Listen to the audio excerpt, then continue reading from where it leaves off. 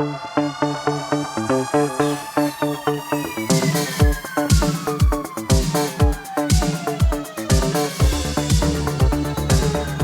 this is the Next Tape Podcast, episode 98 with Mikel And Tanyka.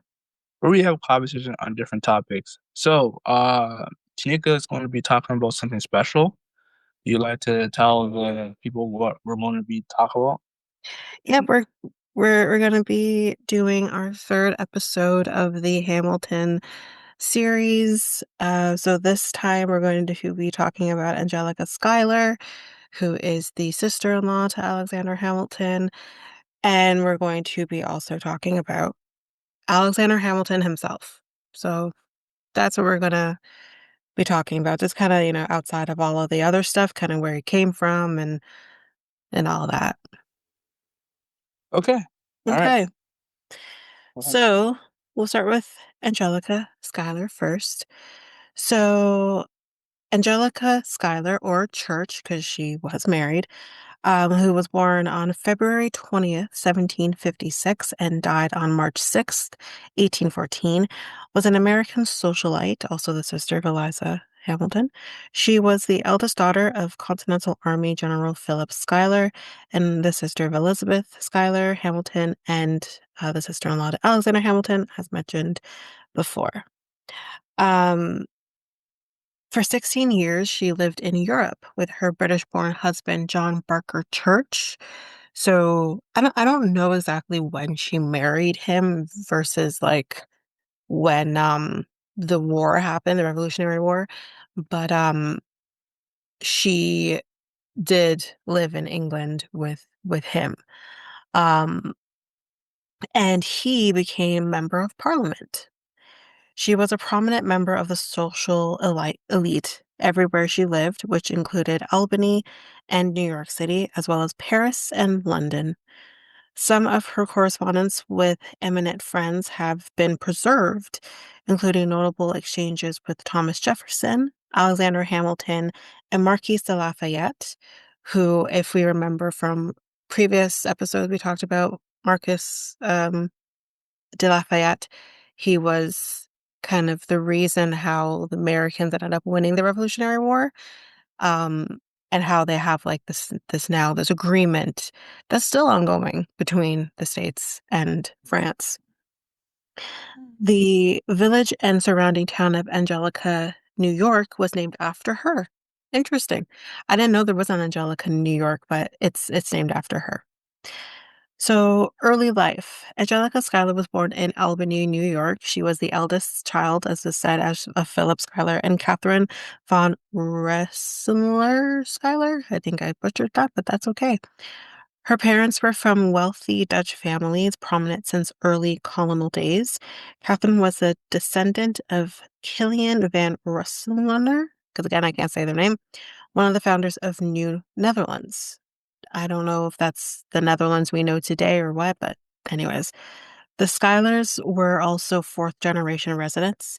She had seven siblings who lived into adulthood, including Elizabeth Schuyler, Margarita Schuyler, who was also known as Peggy. We did briefly talk about her too, and Philip Jeremiah Schuyler.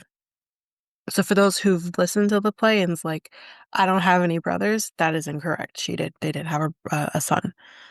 Angelica came of age during the troubled times leading up to the American Revolution and met many prominent revolutionary leaders.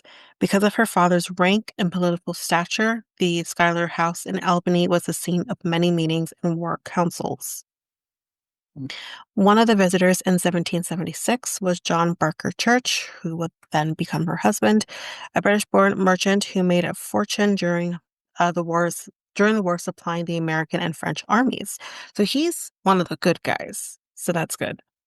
At the time of their meeting and subsequent courtship, Church was on a mission from the Continental Congress to audit army supply records. Knowing that her father would not bless their marriage because of his suspicions about Church's past, Angelica eloped with John in 1777. So, again, for those people who've listened to or watched the play or know all the details, before Alexander's and Eliza Schuyler would ever meet. So, just that little tidbit there. They ended up having 8 children together. That's a lot of kids. That's too many kids. Yeah. But that was the time. So, life in Europe. In 1783, Angelica and her family left for Europe, where they remained for 16 years, apart from brief visits to America. From 1783 to 1785, Angelica and her family lived in Paris, while John performed his duties as a U.S. envoy to the French government. Angelica never failed to enchant the famous, intelligent men she met, and in Paris she soon befriended Benjamin Franklin. Ever heard of him? Who was then America's minister to France. So Thomas Jefferson was, and then he was after. So Benjamin Franklin was after. She also developed lasting friendships with Franklin's successor, Thomas Jefferson, and with Marcus de Lafayette. After a brief visit to New York in 1785, the family sailed for England, taking up residence in London. As the wife of a very wealthy man, Angelica entered a fashionable social circle that included the Prince of Wales, who was then later King George the. I hate Roman numerals. What's IV? Can you search that up for me? IV is based. I think it's four, but I'm just gonna check. Okay. It would have been after the king who was responsible for the Revolutionary War, because I'm pretty sure he was older when this war It's four. happened. Yeah, It's it's four. four. Okay. Yeah. See, I suck at Roman numerals. It's not my thing. Um, but so yeah, it would have been the king after that though. Mm. Um, so Whig Party leader Charles James Fox and playwright Richard Brinsley Sheridan was also people that she friended. She also befriended and sponsored the, oh god, French, Emergy, I think, American painter John Trumbull. Oh, cool. Whose works included some of the most famous portraits of the American Revolutionary War era, which very possible. Like I've seen pictures like that. Probably a lot of the pictures people might see of the Revolutionary War could have been from him. Um, uh, Artists Richard and Maria Causeway also numbered among her close acquaintances in Europe. In 1788, with John planning to run for British Parliament, the family purchased a country house in Wendover, Buckinghamshire. John served as a member of Parliament from 1790 to 1796. During this period, Angelica made a visit home in 1789 to attend the inauguration of George Washington as the first president of the United States. Which, yeah, yeah. It's interesting. I can't remember how long Yeah. this war went on for, but I thought it was a few years before that. But anyways, Which war? Like World War I or two? no, Revolutionary. We're nowhere near World War One yet. Oh, okay. Revolutionary War that was between the States and England, yeah, England, right? Because they wanted to split off. That's why, right? Yeah. Now let me see. I know we've talked about it before, but Yeah, not 1775 to to 1780. 80. So like April 19th, 1775 Uh-huh. to September 3rd, 1783. Okay. So Yeah. it's interesting though that his inauguration was 6 years later. Hmm. I guess they were still, figuring it out, I guess. I don't know. But yeah, it's interesting that it was 6 years later and not like maybe a little sooner. But anyways. So her return to America. So John and Angelica returned to the United States in May 1797 for a visit and returned permanently in 1799 to be reunited with the Schuyler family in New York. So just catch those years. We talked in our last um, episode about the affair. That was around the time the affair was happening. Just to put that out there, because Angelica was there. Anyways, in May 1796, John Barker Church accepted a mortgage on 100,000 acres of land in present-day Allegheny County. Hopefully I said that right. And Genesee County. Sorry for New Yorkers if I ruined that. Against a debt owed to him by his friend Robert Morris. After Morris failed to pay the mortgage, the church's eldest son, Philip Schuyler Church, there are a lot of Phillips in this family, acquired the land in a foreclosure sale in May of 1800. To take possession of the land, Philip Angelica's son, traveled in 1801 to the area near the Pennsylvania border with his surveyor Moses Van Campen and four others. I'm scared where this is headed. Philip Church selected acreage for a planned village along the Genesee River. Oh, I said it right this time. With plots and design to be reminiscent of Paris. The plan included a circular road enclosing a village park at the center of town, streets radiating from the circular road to form a star, and five churches situated around the circle. Philip named the village Angelica, so that's where that's coming from. After his mother, which is really sweet. By 1803, the village was populated with log cabin homes, including Philip's, and he had erected a sawmill and a grist mill. So meanwhile, like we're about a few days away from Mother's Day, and we're over here getting our moms like flowers or something like that. This guy gave his mom a village. Oh, wow. We gotta step it up. Well, Philip Church married Anna Matilda Stewart in Philadelphia on February 4th, 1805. Soon after the wedding, the two settled permanently in the village of Angelica, where a small whitewashed house, locally known as the White House, had already been built for the couple on the banks of the Genesee River. In mhm. 1806, Jellicoe and John Barker Church began construction on a 30-room mansion nearby called Belvedere, which still stands as a privately owned home on the banks of the Genesee in Belmont, New York, near the town of Angelica, which I've definitely heard about this house before. Although they had intended to make it their summer home, it instead became the residence of Philip and Anna Church when it was partially completed in 1810. So Hmm. that's basically that. With Angelica.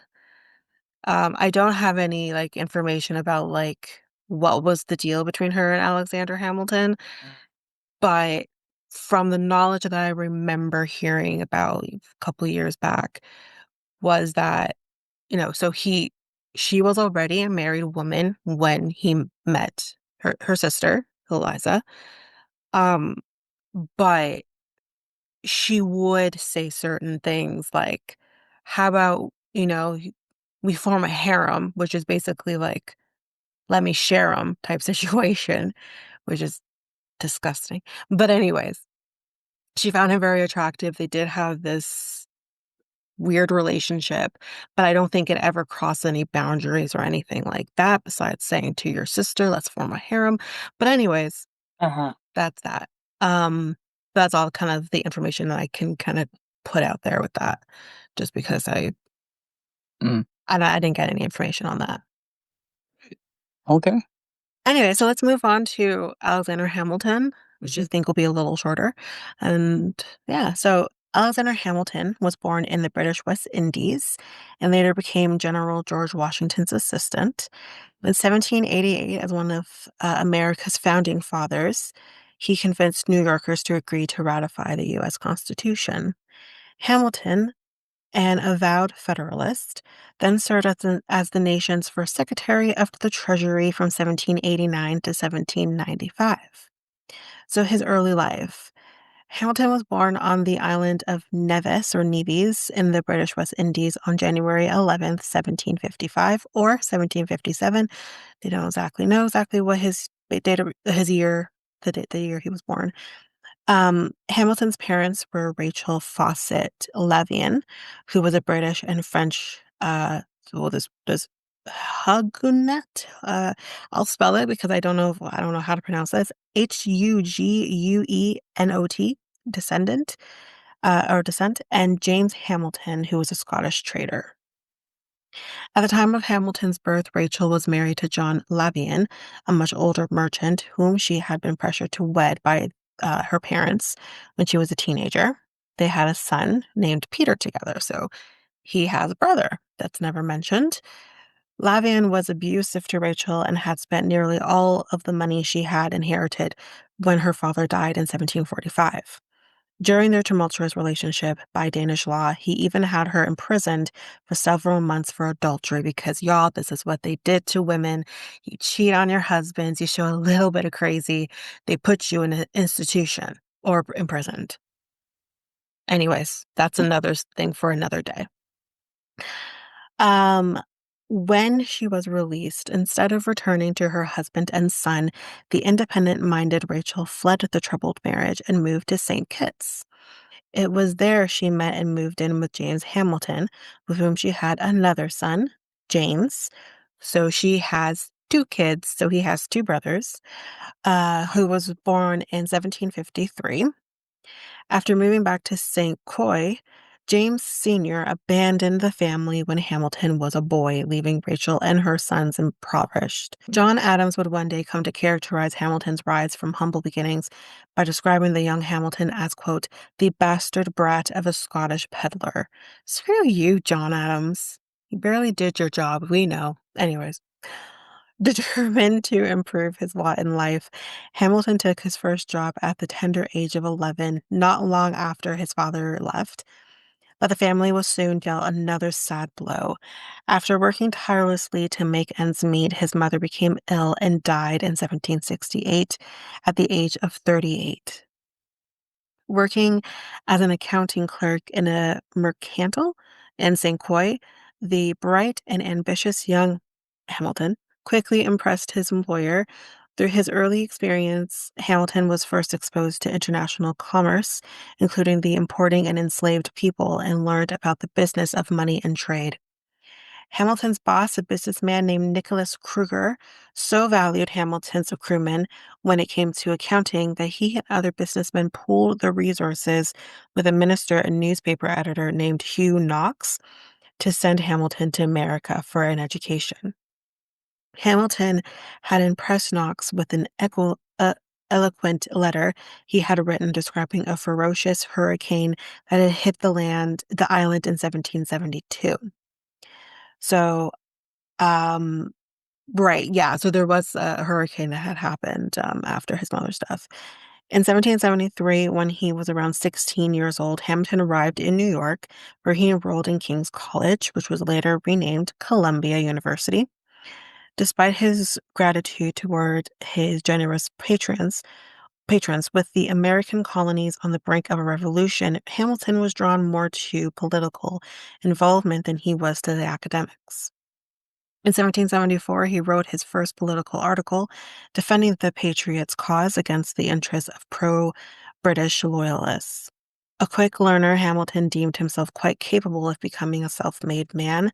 Intent on learning through hands-on experience, he left King's College and before graduating to join forces with the Patriots in their protests of British imposed taxes and commercial business regulations. In 1775, when the Revolutionary War began, Hamilton became part of the New York Provincial Artillery Company and fought in the battles of Long Island, White Plains, and Trenton. In 1777, after Hamilton fought in that year's battles of Brandywine Creek, Germantown, and Princeton, he was promoted to lieutenant colonel of the Continental Army. During his early service in the fight for American independence, he caught the attention of General George Washington, who made Hamilton his assistant and trusted advisor. For the next 5 years, Hamilton put his writing skills to work. He wrote Washington's critical letters and composed numerous reports on the strategic reform and restructuring of the Continental Army. On December 14th, 1780, Hamilton married Elizabeth Schuyler, the daughter of Revolutionary War General Philip Schuyler. And again, we have talked about her, and I think the first episode we did during Women's History Month this year. By all accounts, they enjoyed a strong relationship throughout their marriage and would have 8 children together, despite the revelation that Hamilton had once conducted an extramarital affair with married woman Maria Reynolds. Again, talked about that in our second episode. Hamilton's affair with Reynolds is considered one of the first sex scandals in the country's history, which is why I was intrigued when I was reading Mm. the stuff on it. I'm like, this is amazing. Anyways, in a letter to his wife dated July 4th, 1804, just days before his fateful duel with Aaron Burr, Hamilton wrote, quote, "Fly to the bosom of your God and be comforted. With my last idea, I shall cherish the sweet hope of meeting you in a better world. Adieu, best of wives and best of women. Embrace all my darling children for me." Eliza, who lived for 50 years after the death of her husband, would dedicate her life to preserving his legacy, which is Like I said before, the reason we have the Hamilton play in the first place is because of his wife. So that's it. That's all I got. Okay. All right. You sure that's it? Fine play. Yes, that's Uh, it. okay. So we learned a lot all 3 episodes of is it We're doing Alexander calling it like the Hamilton? Hamilton series. We do have more kind of scattered throughout. I can't remember when I have the next one coming, but I think it's in a couple months, maybe. I Mhm. honestly can't remember. But we do have some sprinkled out throughout the year. Yeah. Okay. So stay tuned, everybody. So this ends episode 98 of the Next Tape podcast. The Next Tape podcast is available now on all podcast platforms. We also have a website called Tanika. Next take podcast.podpage.io. And where else we at? Facebook and Instagram at Next Take Podcast, and Twitter, TikTok, and Blue Sky at Next Take Pod. And also, you can contact us on our email at mikeltanika@gmail.com. That is mikeltanika@gmail.com. So this is the third episode of the Alexander Hamilton series. Yeah, and many more to come, Hmm. like Tanika said. So she's going to be, uh, I'm letting her talk with this episode. So I basically, this is I'm for teaching. I'm teaching you. teaching or taught or Yeah. whatever, teaching the people about uh Alexander Hamilton and Yeah. his life And the people surrounding him as well. It's and like, as well, yeah. yeah, there's the people who like, especially the people who love Hamilton or Hmm. listen to the Hmm. music or Hmm. whatever. Um, it's good to kind of have that history behind it. Hmm. Um, and I kind of really did take into account like um Lin-Manuel Miranda kind of saying, listen, like, yeah, enjoy the music, enjoy the show, whatever.